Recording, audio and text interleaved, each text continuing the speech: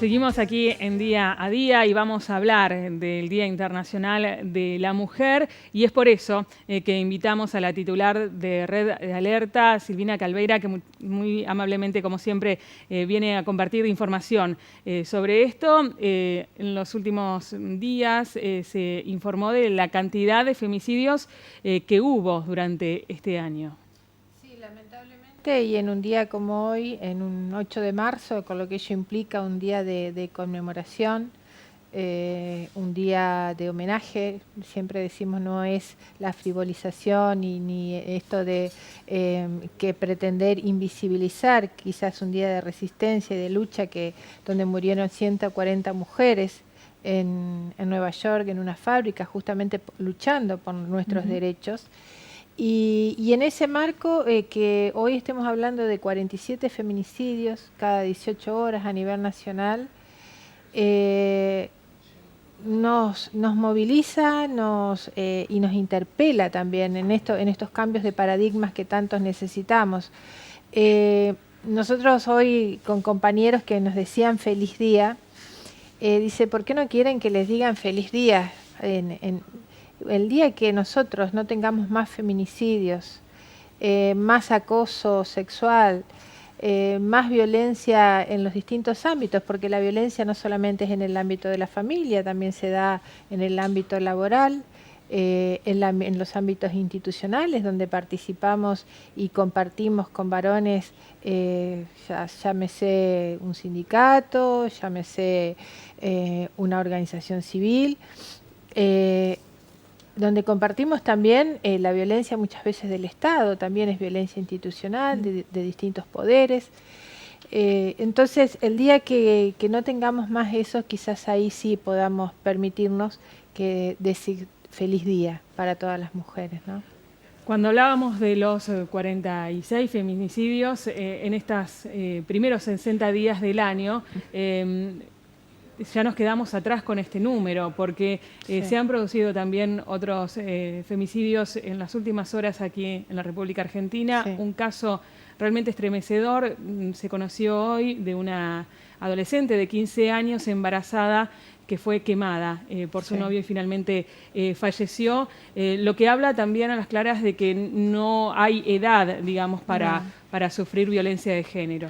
No, incluso nosotros que tenemos el observatorio de acá de la provincia, los promedios de edades en cuanto a no solamente feminicidios, sino delitos contra la integridad sexual, son normalmente mujeres más jóvenes y cada vez más jóvenes. Por eso el tema de la adolescencia, y bueno, no olvidemos hechos en nuestra provincia más... y para recordarlos justamente en un día como hoy, de Priscila Hartman acá en Paraná, de Gisela López en Santa Elena, que aún está sin tener justicia, Micaela García, son jóvenes, son casi niñas, muy adolescentes, que padecieron no solo un feminicidio, sino también este tipo de delitos que son realmente aberrantes. Ayer el INDEC informó que el 70% de las mujeres asegura haber sufrido algún tipo de violencia de parte del hombre y también hace una referencia a la cantidad de casos que se denunciaron por violencia de género, alrededor de 260.000 en 5 años. ¿Estas cifras son parecidas o se aproximan a lo que ustedes estuvieron viendo en este último tiempo desde el observatorio? Sí, no ha variado, cada vez se incrementan más las situaciones de violencia, de delitos contra la integridad y fundamentalmente en distintas etapas, ¿no?, de la vida de las mujeres. Por eso también en esas estadísticas habla del ámbito doméstico. Yo en esto hay que entender que no es porque estemos en un ámbito o en otro, sino que justamente esta estructura y frente a una violencia que hoy es estructural, es transversal, es por nuestra condición de ser mujeres. Y mientras no haya un cambio de paradigma en cuanto a poder transformar esta realidad, estos conceptos, estos estereotipos que nos han sido asignados, es muy difícil. de revertir y de lograr estos procesos de transformación que tanto necesitamos las mujeres para que no haya más acoso, para que no haya más feminicidios, para que las mujeres sean respetadas también, lo que es el acoso sexual callejero. O sea, allí hasta se invade lo que es el libre tránsito y el poder transitar libremente en un espacio público. Invaden hasta nuestra dignidad o lo que es la cosificación de los cuerpos, fundamentalmente en lo que hace a la explotación sexual y comercial. Es decir, hay distintas cuestiones que las tenemos enfrente y se necesita fundamentalmente de política pública, y la política pública se necesita fundamentalmente de lo que es presupuestos. Y también lo que es educación. Educar a los niños en lo que es desde la primera infancia, desde la niñez, en no ver a las mujeres en estas asimetrías de poder, el varón el poderoso, la niña la sumisa, o estereotipos de género, hasta los colores, el lenguaje. Entonces creo que vamos a poder caminar en ese proceso de transformación. El presidente de la Nación hoy por la mañana anunció que iba a presentar un proyecto por la igualdad en los sueldos. Esto será ante el Congreso de la Nación y se está hablando más de la igualdad de los derechos, tanto en la vida social como en la vida laboral. ¿Qué piensa que son las conquistas que ya tienen las mujeres? Sí, bueno, las conquistas, yo creo que desde el voto femenino de la mano de la compañera Evita es la primer conquista, una de las más grandes conquistas que tenemos las mujeres en poder participar de la vida pública, política y de la democracia fundamentalmente. Hoy nosotras, muchas también ocupamos cargos públicos, no solamente participamos de las organizaciones sociales. Muchas compañeras también son legisladoras, pero de todas maneras no llegamos a la equidad, como que tanto de esto se habla y que es lo que necesitamos, ¿no? Muchas veces hemos tenido que salir a pelear el 50 y 50% en los cargos legislativos, cuando hay un cupo de un 30%, lo mismo nos pasa en los sindicatos, lo mismo nos pasa en las organizaciones. La brecha salarial no es una novedad, que haya una brecha de tal magnitud que sea un 30% de diferencia por iguales tareas. Esto es histórico, no se viene a descubrir ahora. Y también la invisibilización de algunos sectores de compañeras trabajadoras fundamentalmente, a pesar de que tienen una maravillosa ley, como son las compañeras empleadas en casa de familia, sí, que aún y a pesar con el transcurrir de los años y que hoy tiene una ley que las protege, siguen siendo discriminadas, siguen siendo explotadas, invisibilizadas y también obviamente no en un marco de un trabajo digno. Y así obviamente hablando de lo que es la precarización laboral que afrontan muchas veces las mujeres, en esto que muchas veces también son sostén de familia, y es como la violencia, muchas veces se soporta el maltrato, se soporta la discriminación porque no tengo trabajo, no tengo otra cosa, y bueno, entonces, pero estas cuestiones, estos cambios son los que tenemos que empezar a hablar y para poder hablar de equidad, ¿no? De equidad social y justicia social fundamentalmente.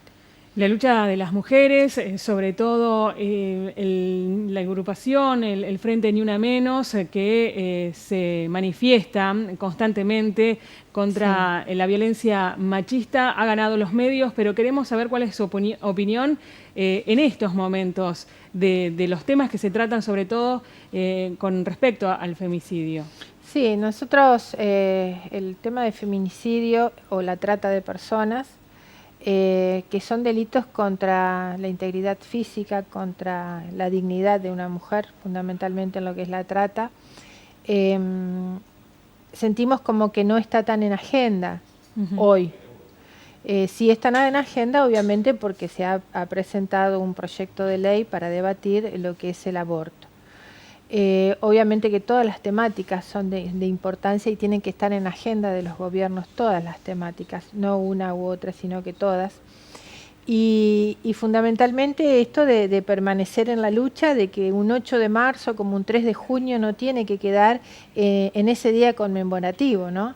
Sino que el Día de la Mujer o el Día del Ni Una Menos, que es el 3 de junio, o el 25 de noviembre, el Día de la No Violencia, sean todos los días de nuestra vida. Y en lo que hacemos en lo diario, en lo cotidiano.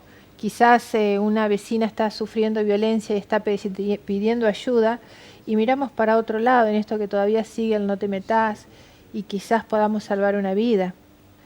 Entonces desde cada lugar que estamos poner un aporte, un granito de arena, esa ayuda, esa colaboración que muchas veces necesita la otra, nuestra par, nuestra compañera, nuestra amiga, para poder por lo menos acompañar ese proceso que no es muy fácil. La mujer que está en situación de violencia, que comienza con la violencia psicológica, muchas veces no se da cuenta que está padeciendo violencia psicológica. Nosotros que damos talleres en las escuelas, cuando decimos si te revisa el celular, tu compañero, tu novio, es violencia de género y es violencia psicológica. Y nos miran y se sorprenden. Entonces esas pequeñas cosas tenemos que empezar a mirar y quizás, como decimos comúnmente, leer bajo el agua, qué es lo que nos está provocando violencia, capaz que no la vemos. Y además se naturaliza muchas acciones por parte del hombre, ¿no? Sí, sí. Y eso también viene de la educación en esto de las asimetrías de poder que hablábamos al comienzo, que muchas mamás también somos responsables en nuestros hogares de educarlos en una masculinidad que es quien todo lo puede. Y de esa manera el autoritario, muchas veces la violencia de género que se produce entre varón y mujer luego hacia la adultez de ese joven que también la va a replicar.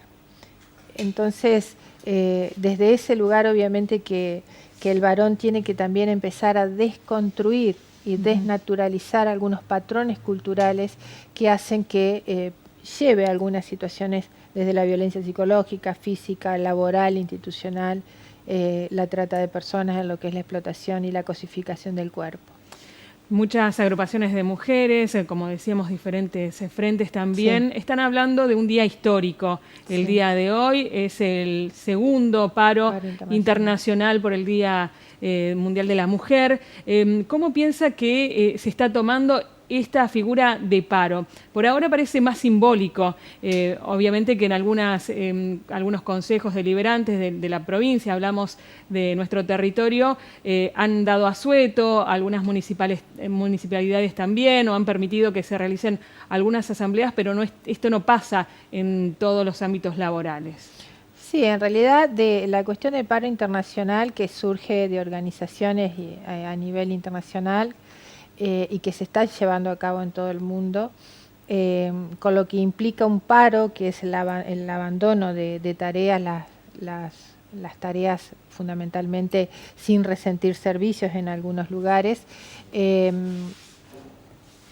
no se ha dado quizás con la magnitud que se tendría que dar, ¿no? Porque también las mujeres tienen derecho a hacer paro en este proceso de lucha por nuestros derechos y por nuestras reivindicaciones, y fundamentalmente en lo que hablábamos anteriormente, en lo que es la precarización laboral, la brecha salarial, no tener guarderías para el cuidado de los niños en algunos lugares de trabajo.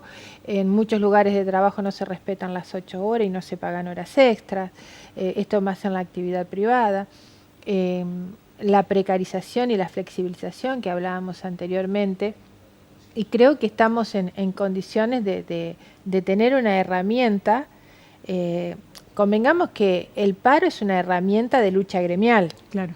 Y son los sindicatos que tienen que, fundamentalmente en esto, bueno, la CTA autónoma, de la cual soy parte, ha notificado al Ministerio de Trabajo del paro para que las compañeras tengan alguna medida, una protección en cuanto y en tanto puedan o hacer una asamblea, hacer una retención de servicios.